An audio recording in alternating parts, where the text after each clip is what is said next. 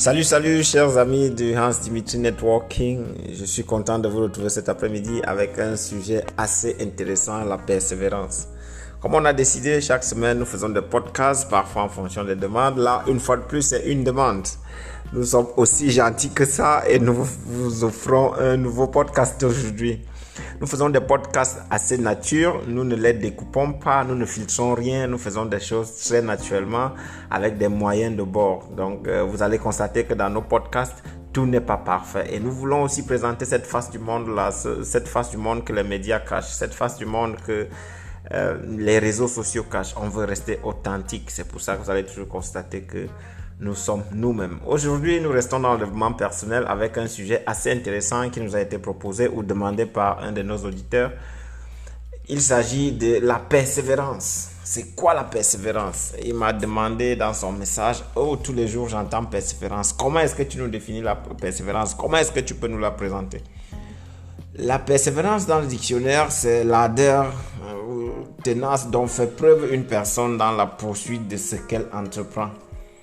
Et pour moi, la persévérance, c'est l'action de persister, de rester constant, de s'entêter, de s'obstiner et surtout d'être opiniâtre. Voilà, c'est le grand français. Mais bon, en gros, la persévérance, c'est l'action de rester constant et de persister dans le choix d'un projet afin d'atteindre des objectifs qu'on s'est fixés à soi-même. Alors, lorsqu'on parle de la réussite, on parle généralement de processus qui peuvent durer des jours, des semaines, voire des années. Mais qu'est-ce qu'on fait en attendant? Il faut persévérer.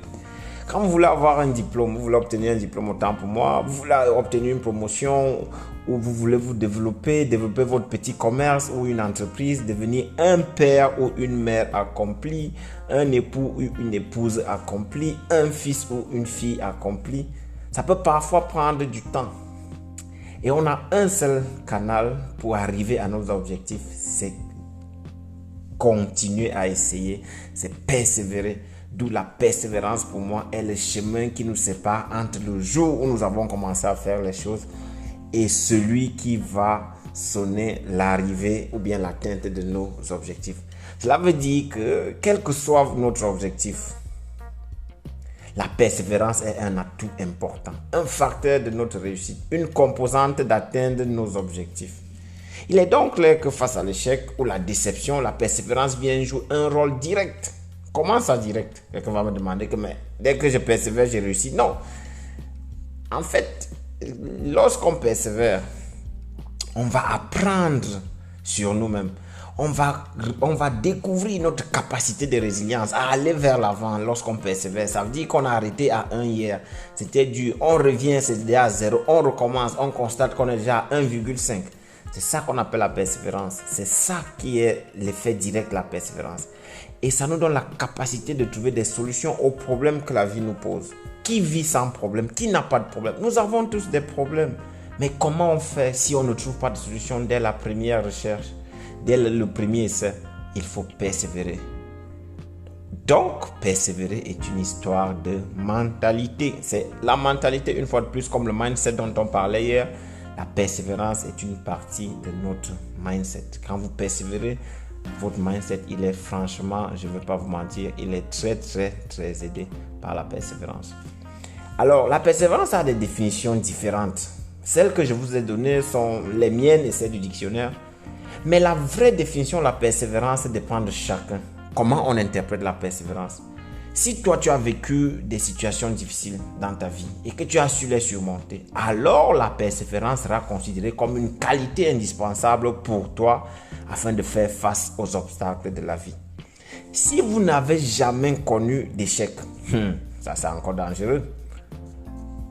La persévérance pourra parfois s'associer à une forme négative d'obligation. C'est un peu ça quand on est fils à ses parents ou fille à ses parents. On a tout eu facilement. Ce qui n'est pas mauvais, c'est bien si on a cette chance-là. Mais dès le premier échec, on associe le fait de devoir persévérer à une obligation négative. Ça s'appelle la sortie de sa zone de confort. Donc même jusqu'à ce niveau-là, la persévérance est une qualité. Elle nous permet, quand on n'a jamais échoué, entre guillemets, de sortir de manière peut-être brutale, mais c'est une sortie quand même de notre zone de confort. Maintenant, l'autre définition de la persévérance, c'est le levier qu'elle est. La persévérance est un levier qui sert à la réussite. C'est quoi la réussite? La réussite, c'est l'atteinte de ses objectifs à soi. Pas les objectifs des autres, pas les objectifs de la société, pas les objectifs de son père, de sa mère, de sa soeur ou de je ne sais pas trop qui. La persévérance est un levier qui nous sert à atteindre nos objectifs, ce que nous appelons le succès, qui va faire l'objet d'un de nos podcasts. Parce que le succès, qui est aussi une illusion, est quelque chose que nous devons, ou alors sur laquelle nous allons débattre. Donc, la persévérance, c'est tellement bien d'avoir une routine. Voilà. Mais laquelle? Parce qu'on dit la persévérance et la routine. Essayez encore et encore. Il faut avoir une routine. Mais laquelle?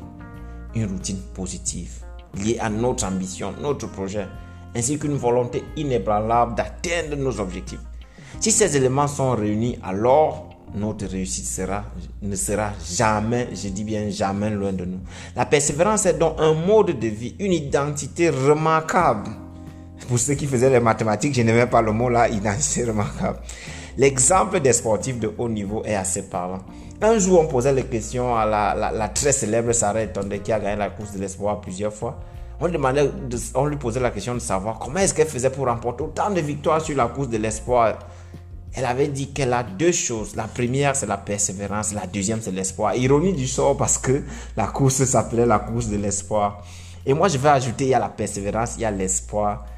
Il y a surtout la volonté de persévérer. Comment devenir persévérant par essence? Beaucoup de gens me disent, non, j'ai essayé, le premier jour, ça n'a pas marché, j'ai arrêté. Oui, c'est vrai, tu as raison, mais pourquoi tu as arrêté?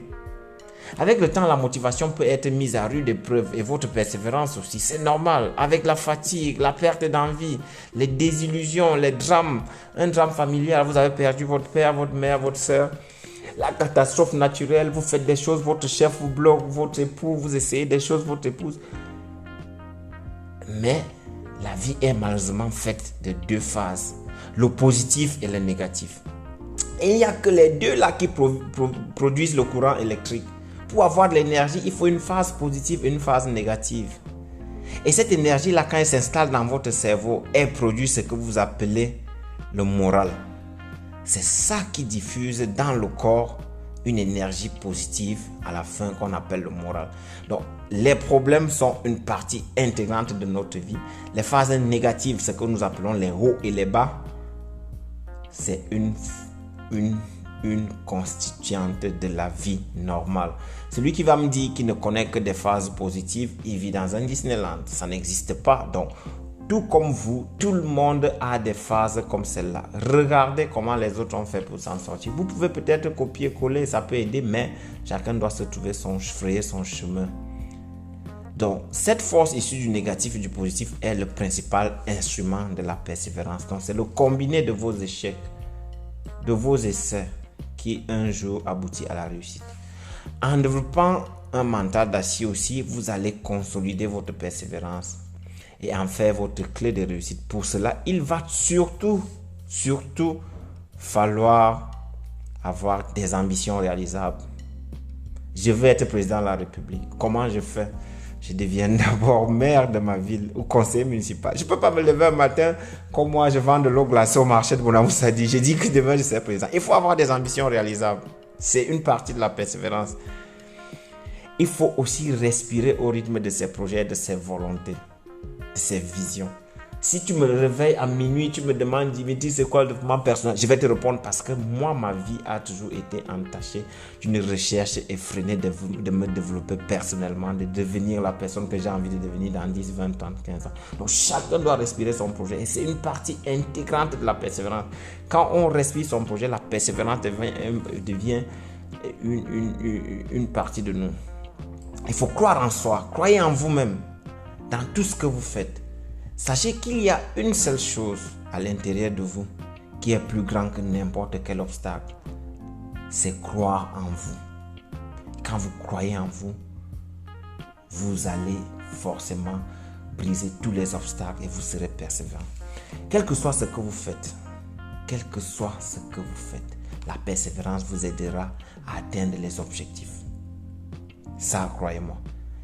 Mais est-ce que la persévérance est toujours un élément de développement personnel? Oui, mais à condition qu'on puisse aussi le remettre en question, ou la remettre autant pour moi en question, afin d'éviter de persévérer dans le mauvais sens. Je rame à contre-courant, j'ai envie de fermer une vis, ou alors j'ai envie de fermer une porte, et je suis en train de fermer dans le mauvais sens. Qu'est-ce que je fais? Je regarde la position du couvercle, ou bien la position de la porte, je la replace et je la ferme dans le bon sens. Donc la persévérance est certes un élément de développement personnel, mais il faut l'utiliser dans le bon sens. Soyez persévérant dans ce que vous faites, dans la recherche de votre B, dans la construction de sa personnalité, dans son développement personnel, dans la réalisation de ses projets. La réussite est la somme de plusieurs demandes à l'univers qui se soldent par une réponse positive, conséquence de nos efforts. Parfois, quand on n'attend même pas. C'est ça la persévérance. Rien n'est gagné d'avance, mais on peut aller tout chercher soi-même en persévérant, en croyant en soi-même, en riant à la fin de notre podcast, comme je suis en train de rire. Je suis persévérant dans mon rire. Oh, qu'est-ce que c'est formidable d'être persévérant. Je vous souhaite un agréable mardi. Je vous aime. Bye bye. Ciao, ciao. Je suis votre Dimi. Abonnez-vous et laissez un like si la vidéo vous a plu. Partagez-la. Nous avons besoin que de vos likes pour croire que le travail que nous faisons est bien fait. Bye bye, ciao, ciao.